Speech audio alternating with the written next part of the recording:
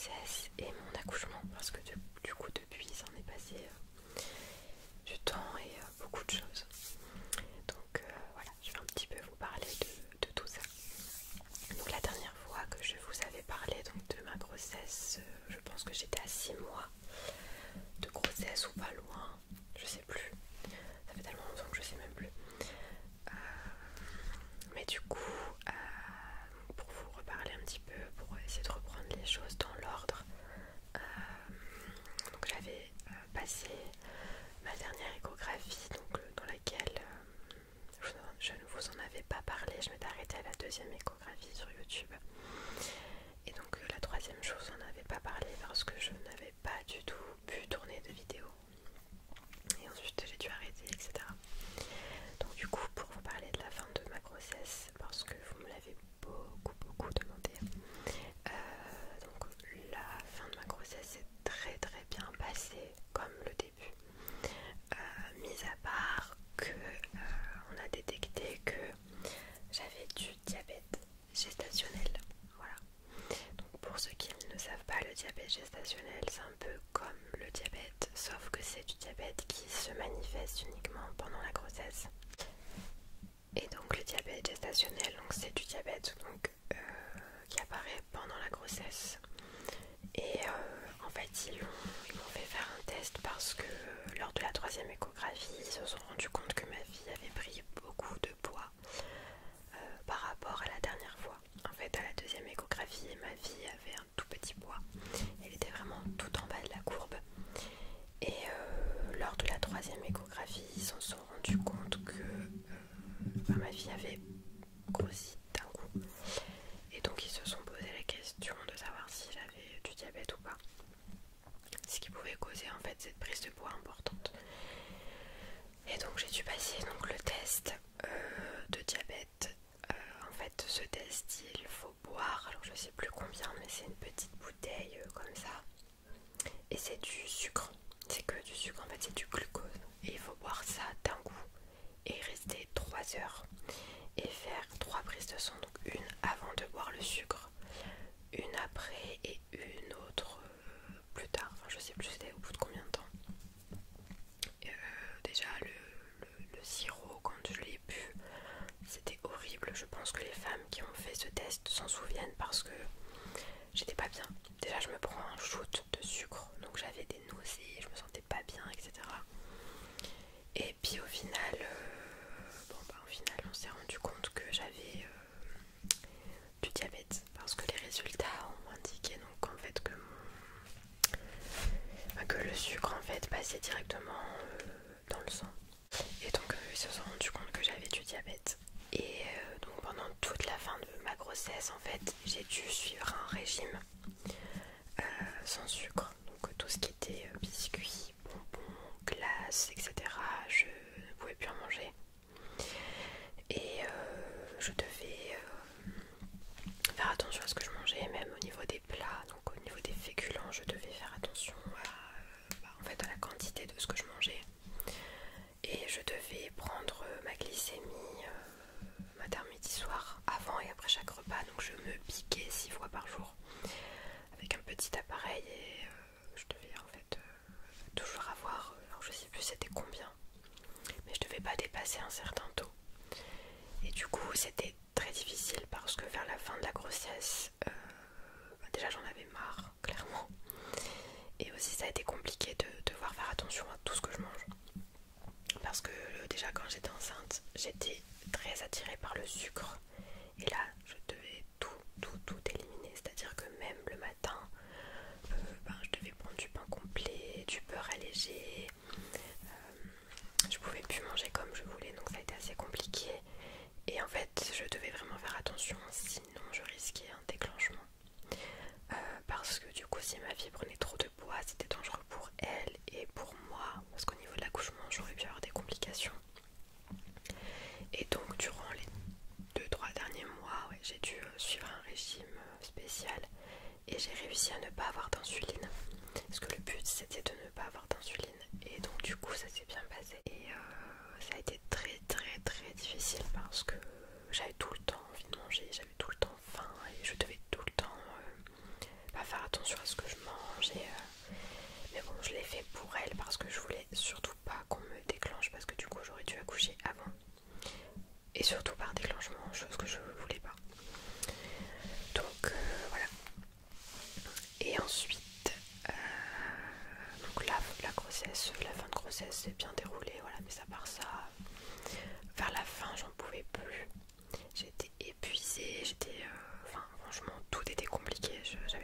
marcher, j'avais du mal à dormir, j'avais du mal pour tout, j'avais beaucoup de contractions. J'avais un ventre énorme. Je vous mettrai des photos sur Snap de ma silhouette. Je vais pas vous montrer mon ventre comme ça, mais je vous mettrai des photos parce que du coup je ne vous ai pas montré comment j'étais. Mais ouais, j'avais vraiment un très très gros ventre et du coup j'étais quand même pressée d'accoucher, même si j'ai adoré être enceinte. Vraiment j'ai adoré et je suis même pressée de... Bon, c'est pas pour tout de suite hein, mais je suis pressée de retomber enceinte parce qu'en fait j'adore cette sensation d'avoir un bébé dans le ventre, etc. Enfin c'est incroyable. Donc ma vie de base, le terme de ma grossesse était prévu pour le 25 juin et j'ai accouché le 13 juin. Voilà, j'ai accouché le 13 juin, dans la nuit du 13 juin. Donc je vais vous expliquer un petit peu comment ça s'est passé. Donc je suis désolée pour le chien qui aboie. J'ai tourné une autre vidéo où c'est pareil. Voilà, je suis désolée mais j'ai pas d'autre solution. Il fait que ça toute la journée donc je peux pas attendre qu'il arrête d'aboyer parce qu'en fait il aboie tout le temps. Donc je suis désolée pour les bruits du chien. Donc du coup, alors comment ça s'est passé le jour de l'accouchement? Alors, donc j'avais vraiment beaucoup de contractions, mais voilà, sans plus, pas de contractions de travail. Et je me souviens la veille en plus, j'avais dit à mon copain, t'imagines si j'accouche là maintenant et tout. Et puis on est parti en rigolant se coucher, enfin voilà. Et donc la nuit se passe, voilà, comme d'habitude. Et je suis réveillée au matin à 7h30, je m'en souviens, par une douleur en bas du ventre que je n'avais jamais ressentie quand j'étais enceinte et jusqu'à maintenant. Et dans ma tête, je sais pas pourquoi, je me suis dit c'est aujourd'hui. J'ai eu un pressentiment et je me suis dit ok, c'est aujourd'hui et je vais accoucher. Donc je me lève, je marche un petit peu, je vais chercher quelque chose à boire et donc je vais me rallonger. Et là j'ai une première contraction.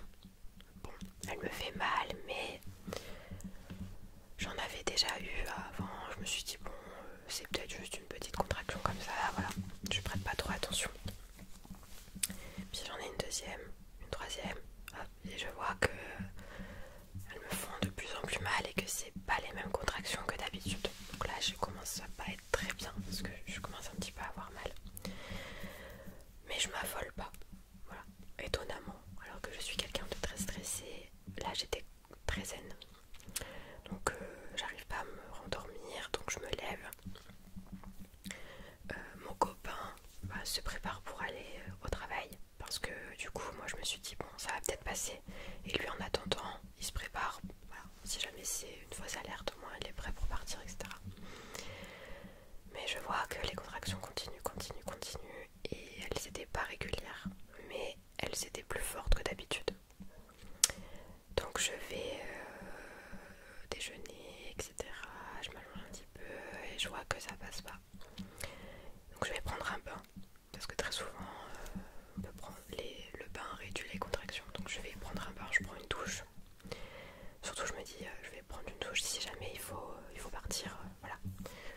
Donc je prends une douche et là c'était de pire en pire et j'avais des contractions toutes les 5 minutes.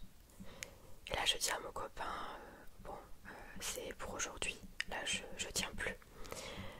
Voilà, c'était là les contractions étaient de plus en plus fortes et je ne pouvais plus bouger en fait. Alors que quand j'avais des contractions avant, j'arrivais encore à bouger, c'était des petites contractions. Mais là c'était vraiment les contractions qui faisaient que dès qu'elles étaient là je pouvais plus marcher. Et donc tranquillement, sans stresser. Et c'est ça qui m'étonne, c'est que je pensais pas que j'allais être aussi zen. Et au final j'étais détendue. Et donc on prépare le reste des affaires tranquillement, sans stresser. Moi je m'habille, voilà, je mets une robe parce que du coup j'ai réfléchi à comment je m'habillais. Vraiment j'étais détendue, j'étais là en mode mais qu'est-ce que je mets, etc. Donc j'ai mis une robe ample parce que de toute façon j'étais énorme, donc tous les vêtements me serraient, j'en pouvais plus. Et puis tranquillement je pars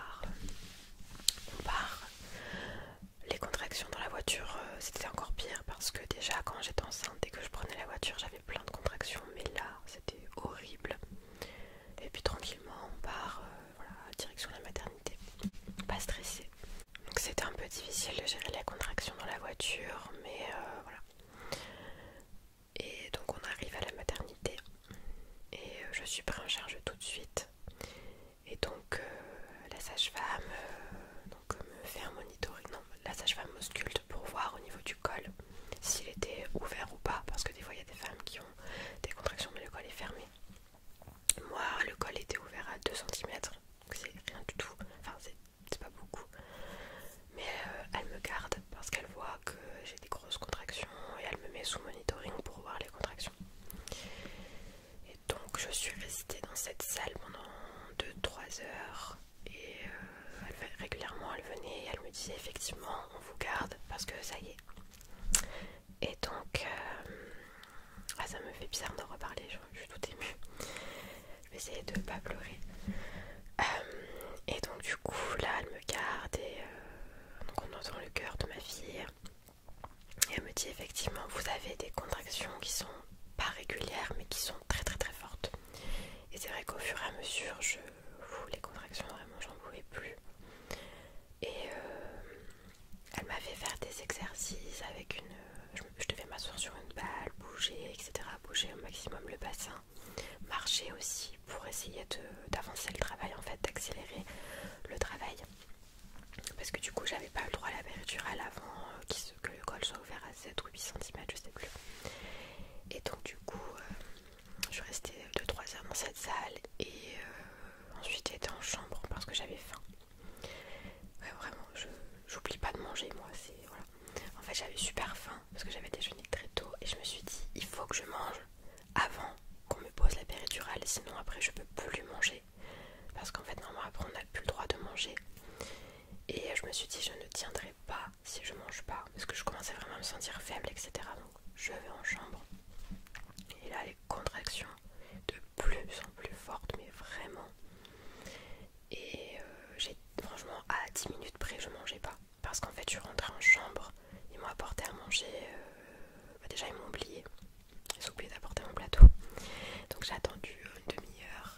Et de là, ils m'ont rapporté mon plateau. J'ai à manger un petit peu, mais j'avais tellement mal qu'au final, j'ai pas beaucoup mangé, mais j'ai pris un peu de force. Et là, j'ai eu les contractions. Mais ça n'avait rien à voir avec les contractions que j'avais eues au début de la journée. J'avais les contractions de la mort, mais vraiment au point où j'ai pleuré tellement j'avais l'impression que mon corps, je sais pas comment expliquer, mais j'avais tellement mal. Et pourtant je supporte extrêmement bien la douleur, mais là je savais plus quoi faire de mon corps. Je me souviens que mon copain essayait tant bien que mal de me soulager, de me dire ça va aller, ça va aller. Et je me souviens, je me suis énervée dessus, mais c'est pas un mythe en fait. Vraiment, les femmes enceintes, en fait, faut pas les saouler parce que vraiment, la douleur, vraiment, j'en pouvais plus. Et j'ai dit à mon copain, appelle les sages-femmes, j'en peux plus, j'ai trop mal. Vraiment, là, je tenais plus du tout, du tout, du tout. Et la sage-femme arrive avec une infirmière qui m'a beaucoup aidée parce que elle m'a aidée à gérer les contractions pour que j'ai moins mal. Et elle a été adorable, vraiment. Elle m'a beaucoup aidée. Elle m'a même donné une technique que que je reproduisais dès qu'une contraction arrivait pour essayer de les soulager au mieux. Et de là, la sage-femme me dit bon c'est bon, le col il est ouvert, je sais plus à combien, je sais plus c'est combien pour avoir la péridurale, je crois que c'est 8 ou 7, je sais plus. Et elle me dit c'est bon, on va poser la péridurale. Et heureusement parce que je ne sais pas comment j'aurais fait sans la péridurale. Donc de là ils m'emmènent dans la salle d'accouchement. Donc là je me change, ils me mettent la blouse, etc. On me pose la péridurale. J'ai eu extrêmement mal. Alors franchement la péridurale en fait ça a été à la fois ce qui m'a sauvée entre guillemets et ce qui m'a tuée entre guillemets. Parce qu'en fait déjà je pensais pas que ça allait faire aussi mal quand ils me l'ont posé. L'anesthésiste était super gentil franchement. Très très gentil, il m'expliquait tous les gestes qu'il faisait parce que moi il était derrière moi donc je le voyais pas. Il y avait l'infirmière qui me tenait pour pas que je bouge. D'ailleurs je l'ai même pincé sans faire exprès quand ils m'ont posé la péridurale. Bon elle a rien senti donc ça va, mais j'ai eu trop mal. Et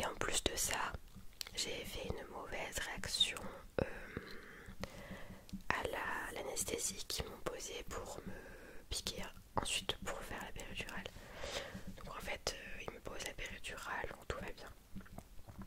Moi ça va sur le coup, bon j'ai eu mal mais voilà, ça fait effet très vite et ça fait du bien. Je sentais les contractions arriver mais j'avais pas mal, donc ça c'était génial. Par contre peut-être 20-30 minutes après, j'ai commencé à me sentir très mal. J'avais la tête qui tournait, j'avais envie, j'avais la nausée, j'avais froid, j'avais chaud, j'avais des frissons et je ne sentais plus. Alors de mon ventre jusqu'à la pointe de mes orteils, je ne sentais plus rien du tout. C'est-à-dire que je ne pouvais même pas lever les jambes, je ne pouvais même pas me tourner dans le lit. Je pouvais rien faire et j'étais très mal. Je pensais que j'allais faire un malaise même. Et en fait j'ai fait un bloc moteur. Je dis ça comme ça. J'ai mal réagi à l'anesthésie et j'ai mal réagi à la péridurale. Donc en fait les deux combinés, ça m'a mis dans un état. Franchement, j'étais pas bien du tout. Et je me suis dit j'espère que ça va pas durer longtemps. La sage-femme a un petit peu paniqué parce que en fait je sentais vraiment plus rien du tout. Et en fait ça passait pas. Donc ils ont dû arrêter la péridurale. Et je suis restée dans cet état 2 heures. Alors l'anesthésiste qui dit non, vous inquiétez pas, ça va durer une demi-heure, 3/4 d'heure. Je restais au minimum 2 heures comme ça, à ne plus pouvoir bouger du tout. Donc déjà ça m'a assommée. La péridurale j'ai dû l'arrêter pendant un moment, donc j'ai eu les contractions qui me refaisaient mal. Et là où j'ai eu très mal ensuite, c'était quand la poche des os, quand j'ai perdu les os, parce que j'ai pas perdu les os tout de suite. J'ai perdu les os et là j'ai senti les contractions qui étaient encore plus fortes. Donc heureusement j'avais encore un peu de péridurale dans le corps, donc j'avais pas la sensation des contractions à 100%, mais je sentais quand même. Et donc, pour savoir, donc, le travail a commencé à 7h30 chez moi. Et donc le temps passe, le col met du temps à s'ouvrir et ma fille ne descendait pas. En fait elle trouvait pas le chemin comme la sage-femme me disait. Et donc je devais faire des exercices de respiration pour l'aider à descendre, etc. Et moi j'étais KO. Je me suis dit je vais jamais réussir à accoucher, je suis crevée, j'avais plus de force. L'anesthésie et la péridurale m'avaient mise KO. Donc vraiment j'étais pas bien du tout. Mais bon, voilà, tout se passait bien. Donc j'attendais, de toute façon j'avais pas grand chose à faire, mis à part attendre. Et donc on était le 12. Et je me suis dit est-ce que je vais accoucher avant minuit ou pas. Et au final j'ai accouché à minuit 34. Donc j'ai accouché dans la nuit du 12 au 13. Donc j'ai accouché le 13. Et en fait ça a été très compliqué parce que on était 3 femmes à accoucher en même temps. Et il y avait 2 sages-femmes. Donc en fait l'équipe de nuit est arrivée. Donc j'ai eu une deuxième sage-femme qui est partie parce qu'au départ c'était la sage-femme de la journée qui s'occupait de moi qui est partie, qui était super. Et la sage-femme de nuit est arrivée et j'étais trop contente parce que c'était la sage-femme qui m'avait fait les cours de préparation à l'accouchement. Sauf que le dernier cours le plus important en plus, sur comment pousser, je ne l'ai pas pu le faire parce que ma sage-femme a dû annuler parce qu'elle a eu un souci personnel. Et je n'ai pas pu faire de... Donc en fait je savais même pas comment pousser, juste pour vous dire. Donc j'étais quand même rassurée que ce soit elle. Donc j'étais contente parce qu'elle est super, franchement elle s'est super bien occupée de moi. Mais moi j'étais à bout, franchement j'en pouvais plus. Et en fait on était 3 à coucher en même temps. Et donc du coup moi là je sentais vraiment que ma fille était descendue. Je sais pas comment expliquer, mais j'avais l'impression qu'elle allait sortir à tout moment. Mais vraiment vers la fin je pleurais vraiment parce qu'en fait déjà j'étais fatiguée. J'étais à bout, vraiment j'étais à bout. J'étais pressée en fait que ça se termine parce que j'en pouvais plus. Mon corps vers la fin, peut-être 10-15 minutes avant que j'accouche, j'ai commencé à avoir une chute de tension, pareil, de la fièvre, des frissons, chaud, froid, fatigue. Ma sage-femme s'occupait de moi, elle me mettait des gants dans les d'eau froide, etc. pour essayer de faire baisser ma température et que je reprenne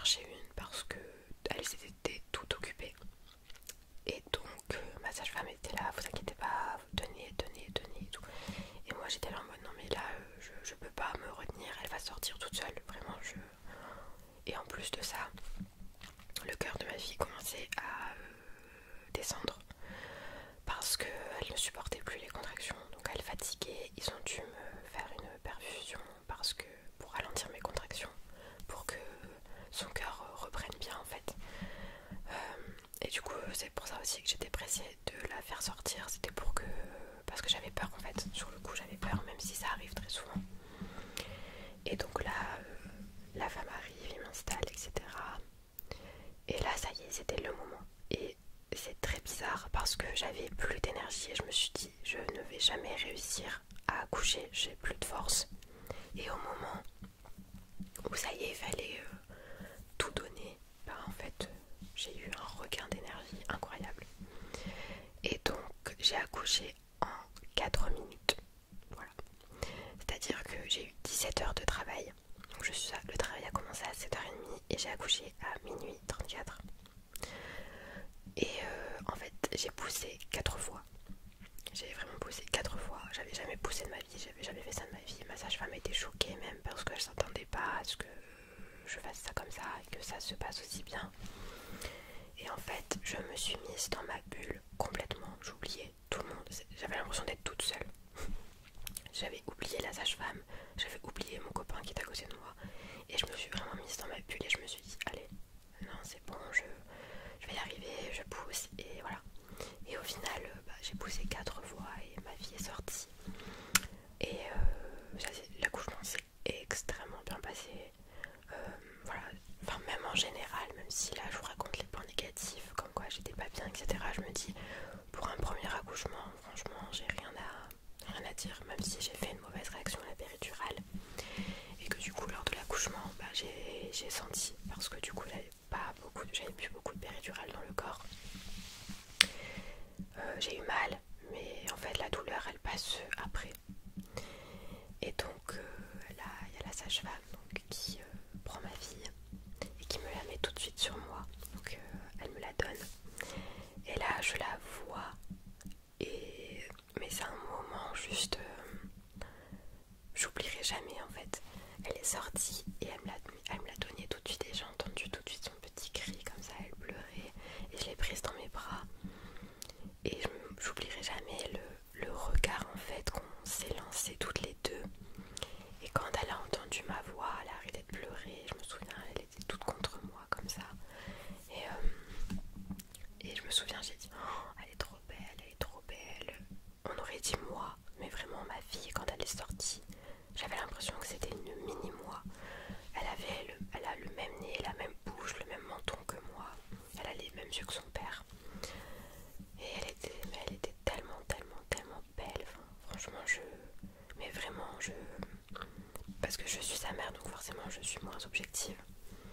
Mais sincèrement, quand je l'ai vue, je me suis dit, mais elle est magnifique. Elle n'était pas fripée, enfin, parce que voilà, souvent les bébés, on passe 9 mois dans un liquide, donc forcément, quand on sort, on est un peu fripé. Mais elle, je pense que pendant les 17 heures de travail, en fait, elle s'est préparée parce que, je vous jure, elle est sortie. Elle avait une couleur de peau toute rose. Elle avait ses petits cheveux, parce qu'elle avait plein de cheveux. Enfin, elle a plein de cheveux. Et puis, elle était toute belle. Elle n'avait pas le visage déformé ou la tête déformée. Elle est sortie en mode regardez-moi, je me suis préparée pendant 17 heures, je suis toute pimpante. Et je l'ai prise contre moi, je lui ai donné le sein parce que j'ai fait la tétée de bienvenue. Et j'ai accouché à minuit 34 et je suis retournée en chambre à 5h du matin parce que du coup les sages-femmes étaient débordées. Et du coup moi je suis passée en dernière, donc le temps qu'elle me fasse les soins, etc. Et donc quand je l'ai vue, mais je l'ai trouvée tellement tellement belle, enfin franchement je pensais pas faire un bébé aussi beau. Et donc elle faisait 3 kg 2 ou 3 kg 4, je me trompe tout le temps, bon, entre 3 kg 2 et 3 kg 4, 50,5 cm. Et elle est née à minuit 34 le 13 juin, donc voilà.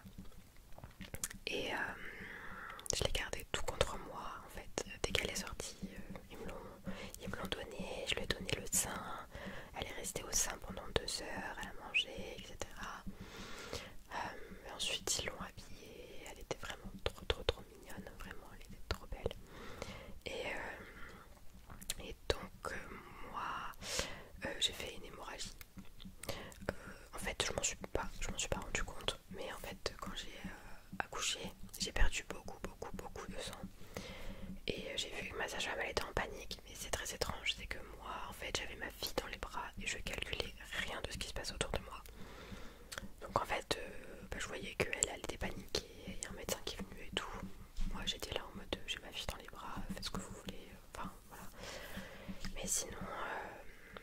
j'ai été très fatiguée par contre après l'accouchement à cause de ça aussi. Mais après on est rentré en chambre et ma fille a dormi. Moi j'ai pas dormi, j'arrivais pas à dormir. On est resté 3 jours à la maternité. Clairement j'étais au bout de ma vie à la maternité. Parce que la journée j'étais toute seule parce que le papa faisait les travaux à la maison.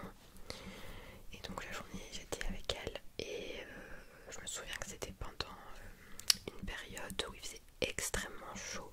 Et ma chambre, j'avais la plus grande chambre. Et en fait j'avais plein de fenêtres et toute la journée le soleil tapait dans les fenêtres et il faisait une chaleur horrible dans les chambres. Je n'en pouvais plus. Je me reposais pas parce que toutes les heures j'avais quelqu'un qui passait dans ma chambre. Un coup c'était l'infirmière, un autre coup c'était la femme de ménage, après c'était la pédiatre. Donc à l'hôpital la nuit je dormais pas. J'étais épuisée, je dormais peut-être 2 heures et encore la journée je dormais pas parce que ma fille était constamment dans mes bras parce que elle me réclamait tout le temps. Forcément elle a passé 9 mois dans mon ventre donc elle avait besoin de moi en fait. Et donc elle était tout le temps sur moi et je n'arrivais pas à dormir avec elle dans les bras. J'avais trop peur de l'écraser dans le lit ou quoi, donc je dormais pas. Et la nuit, bah forcément la nuit, elle dort pas beaucoup, donc voilà. Et donc au bout de 3 jours, on est rentré à la maison. Et la première nuit a été catastrophique parce que ma fille a pleuré toute la nuit. J'ai dormi 2 heures sur la nuit, mais pas de 2 heures d'affilée. Et ça a été très difficile la première nuit, le retour à la maison, les premiers jours compliqués, parce qu'il faut prendre ses marques, etc. Et en fait, ma fille était constamment dans mes bras. C'est-à-dire que je ne pouvais pratiquement jamais la poser, parce que dès qu'elle ne me sentait plus, elle pleurait. Et même la nuit, elle dormait sur moi. J'essayais de la poser dans son lit. Elle pouvait dormir, mais dès qu'elle captait qu'elle était plus collée à moi, elle se réveillait. Et donc au début je dormais très peu. Franchement, si je dormais 2 heures dans la nuit, c'était énorme. La journée, bah, c'est pareil. La journée je dormais pas beaucoup parce que ma fille dormait sur moi et je ne sais pas dormir avec ma fille sur moi. Donc en fait, au départ j'étais très fatiguée. Donc ça a été très difficile. Surtout que ma fille dormait pas la nuit. Jusqu'à 4 heures du matin, elle était en pleine forme. Elle nous regardait avec ses grands yeux bleus. En mode bon bah qu'est-ce qu'on fait maintenant. Enfin, elle avait pas envie de dormir. Moi j'étais crevée. Et ce qui était compliqué aussi, c'est que en fait, quand le papa a essayé de la garder pour que moi j'aille me reposer, c'était pas possible. Parce que ma fille, à partir du moment où elle n'était plus avec moi, elle pleurait. Donc des fois même le papa essayait de la consoler, mais il fallait que je sois là. Donc en fait ma fille était constamment collée à moi. Et c'était difficile parce que du coup je ne pouvais plus rien faire. J'étais fatiguée, je mangeais, elle était sur moi, je dormais. Que quand elle captait que j'étais... Enfin, que quand elle se rendait pas compte que je la posais. Et du coup c'est vrai qu'au début c'était très difficile. Et donc comme elle avait ses nuits à 2 mois et demi, là c'est là où ça a tout changé parce que du coup j'arrivais à me reposer la nuit pardon. Et du coup j'étais mieux la journée pour gérer en fait. Mais sinon c'est un bébé qui est très cool. Franchement maintenant elle fait sa vie, elle fait ses siestes toute seule dans son petit parc, elle fait ses nuits. Elle est vraiment très cool. Elle est très maman, voilà, elle est toujours en train de regarder où je suis, ce que je fais, etc. Mais franchement elle est juste super cool.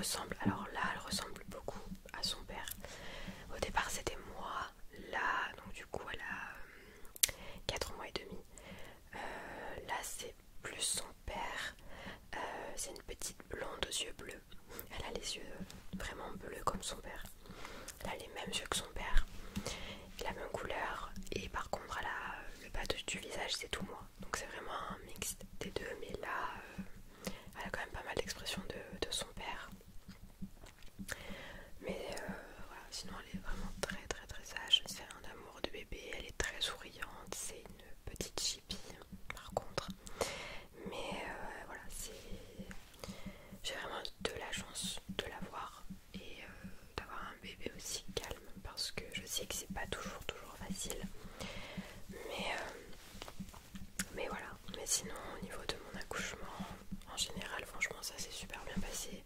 J'ai pas eu de grosses complications, j'ai pas eu de gros problèmes particuliers, elle était en pleine forme, en pleine santé, donc c'était vraiment le principal. Maintenant, c'est sûr que ça change une vie et que c'est fatigant de s'occuper d'un enfant toute la journée, mais voilà, c'est aussi une chance de pouvoir avoir un enfant et tous les jours je me dis, mais vraiment quand je me réveille je me dis mais j'ai tellement de chance de l'avoir. Donc voilà, après je ne mettrai pas de photos d'elle ou on a décidé de pas divulguer son prénom ni de mettre de photos. Voilà, pour la préserver tout simplement. Mais voilà, je sais que vous m'aviez beaucoup demandé comment s'était passé mon accouchement et la fin de ma grossesse. Et ça faisait très très longtemps que je voulais faire cette vidéo, mais c'est vrai que c'est compliqué avec un bébé à la maison de filmer et aussi de moi trouver le temps de pouvoir faire une vidéo.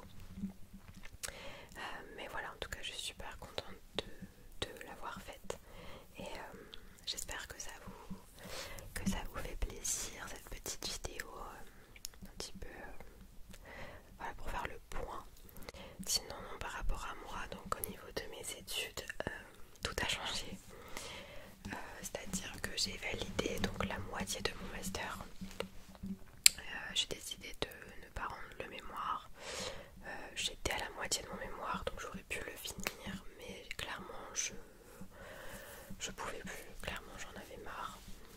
J'ai fait un peu un petit burn-out en fait de mes études et de mon master, parce que je ne savais plus trop si je voulais vraiment continuer là-dedans dans cette branche, etc. etc. Et donc j'ai préféré arrêter pour partir dans quelque chose de très très très très très différent, qui est l'immobilier. Voilà, ça n'a rien à voir, mais au final c'est le milieu dans lequel je me vois évoluer et surtout dans lequel je vois un avenir, hein, pour être clair. Et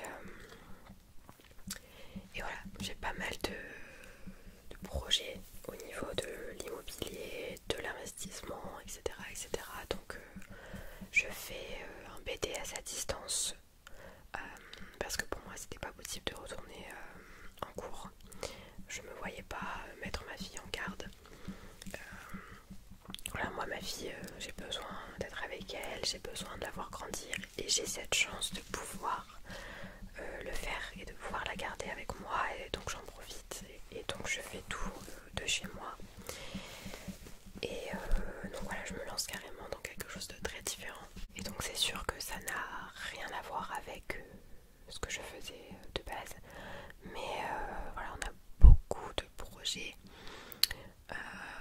tous les deux dans ce milieu. Et dans l'investissement, dans l'immobilier, etc. etc. Donc voilà, c'était indispensable pour moi de me former et de pouvoir travailler dans ce milieu correctement. Et voilà, j'ai pas mal de projets là-dessus, donc me voilà repartie pour 2 ans. 2 ans d'études pour le BTS et ensuite je travaillerai dans une agence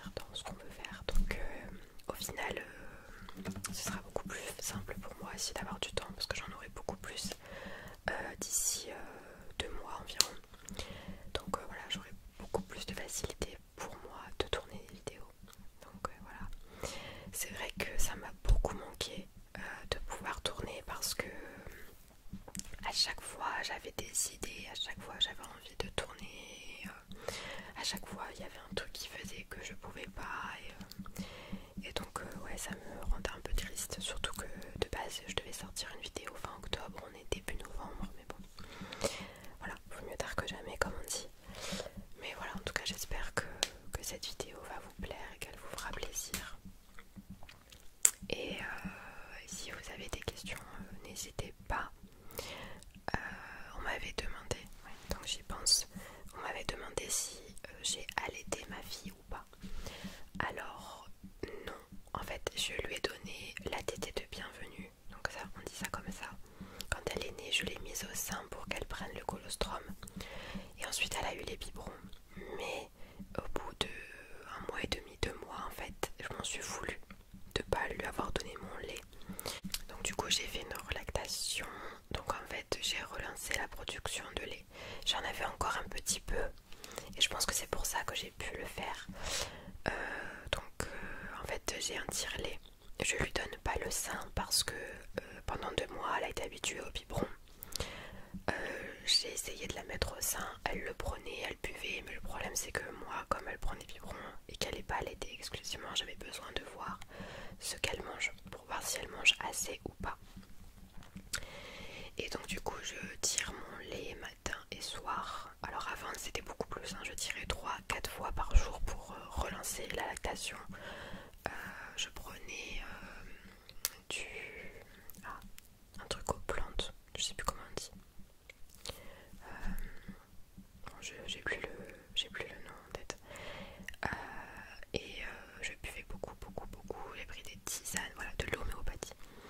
Et donc tout ça a fait que j'ai réussi au bout de 2 mois et demi à relancer ma lactation et à pouvoir lui donner mon lait. Donc là maintenant je tire mon lait avec un tire-lait matin et soir. Et donc elle a le lait en poudre, donc le lait artificiel, plus des biberons de mon lait à moi. Donc voilà, donc pour les mamans qui ne savent pas, parce que en fait il y en a plein qui ne le savent pas, et moi si j'avais su je l'aurais fait bien avant. C'est possible, alors ça marche pas forcément à tous les coups, mais ça coûte rien d'essayer. Pour les mamans qui veulent tardivement donner le lait, c'est possible. N'hésitez pas à prendre contact. Moi c'est ce que j'ai fait avec une conseillère en lactation. Vous allez sur internet, vous marquez conseillère en lactation, vous allez trouver. Vous leur envoyez des messages, enfin voilà, après ça dépend sur qui vous tombez. Mais moi la femme m'a conseillé et donc voilà, j'ai réussi à... Alors forcément j'ai pas autant de lait maternel qu'une femme qui a allaité dès l'accouchement, mais j'en ai quand même assez pour qu'elle puisse en prendre tous les jours, donc je suis contente. Donc voilà pour celle qui m'avait demandé, parce que c'était un sujet qui revenait beaucoup. Donc en fait elle est en allaitement mixte, elle a les deux, le lait maternel et le lait artificiel. Donc voilà, et elle se porte très bien, elle prend bien du poids. En 1 mois elle a pris 1 kg. Donc voilà, c'est un beau bébé. La dernière fois qu'on a été chez le médecin, elle faisait 6,4 kg. Là je pense qu'elle doit faire peut-être 6,8 kg, 6,9 kg. Donc voilà, c'est un beau bébé. Elle grandit très bien, elle est très curieuse. Elle rigole tout le temps, elle sourit tout le temps. Elle vole dans les assiettes. Ah, voilà, ça par contre c'est dès qu'on mange et que je la prends avec moi des fois parce qu'elle est curieuse et quand on mange elle veut toujours regarder. Elle essaye de voler dans les assiettes, donc voilà. Je lui ai pas encore donné de purée, compote, etc. parce que je vais faire la DME, la diversification menée par l'enfant. Donc en fait, c'est à partir de 6 mois, quand bébé sait s'asseoir toute seule et se tient bien droit assis, je vais lui donner en fait des morceaux à manger. Donc ceux qui ne connaissent pas, vous pouvez regarder sur internet. Et je vais pas partir dans le sujet parce que sinon je vais en parler pendant 3 heures, mais je vais pratiquer la DME avec elle. Donc là dans 1 mois, je vais bientôt pouvoir commencer à peu près dans 1 mois et demi. Mais voilà, sinon tout se passe bien. Nous on a trouvé notre rythme à nous, même si au début c'est vraiment pas évident. Et pour celles et ceux qui ont une personne qui va avoir un bébé, n'hésitez pas à l'aider quand elle revient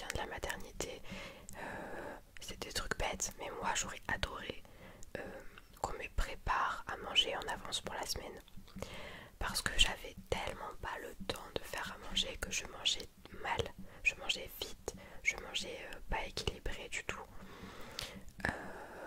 N'hésitez pas à l'aider à faire le ménage, à ranger la maison, quoi que ce soit, parce qu'au début c'est vrai qu'on est très fatigué, le bébé nous demande beaucoup de temps, et donc c'est vrai que parfois ça fait du bien d'avoir un peu d'aide.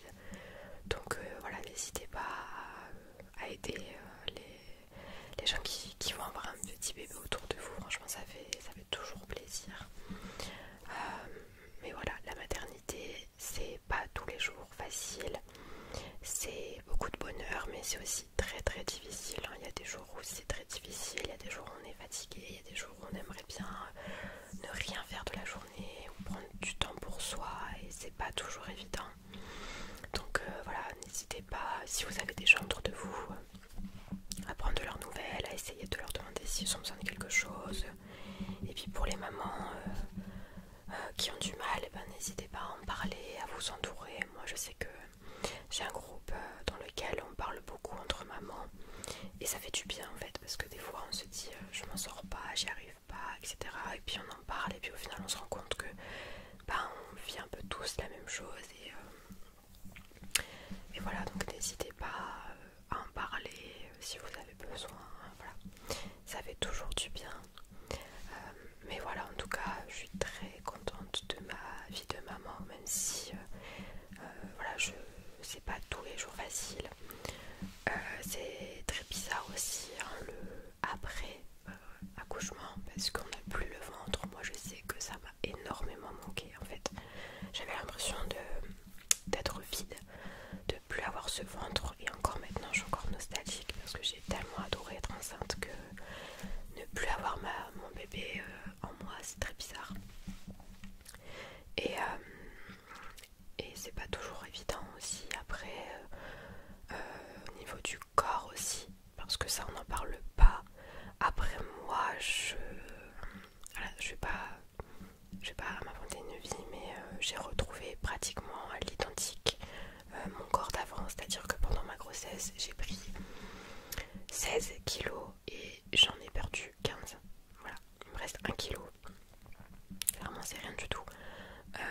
Donc voilà, mais forcément c'est pas le même corps à 100% qu'avant, et je sais que je parle avec beaucoup de mamans, il y en a qui ont beaucoup de mal avec ça, mais voilà, faut pas oublier qu'on a eu un bébé et qu'il y a des femmes qui gardent plus de traces et plus de marques que d'autres, et en fait c'est pas grave. Voilà, c'est juste que forcément un accouchement et une grossesse ça marque, et voilà, faut pas hésiter à en parler ou quoi que ce soit. Enfin, j'essaye vraiment de parler aussi des choses qu'on ne dit pas, parce que très souvent quand on dit alors comment ça se passe, on entend les gens autour de nous, c'est que du bonheur, c'est génial, etc. Alors oui, mais il n'y a pas que ça. Il y a aussi la fatigue, il y a aussi les insomnies, il y a aussi le corps qui est plus pareil qu'avant. Il y a énormément de choses qui changent, et faut pas hésiter à en parler et à mettre des mots aussi sur ça. Donc vraiment, s'il y a des femmes qui se sentent mal ou quoi que ce soit par rapport à ça, faut pas hésiter à en parler, même si vous voulez en parler avec moi, parce que ça m'est arrivé pendant ma grossesse de discuter avec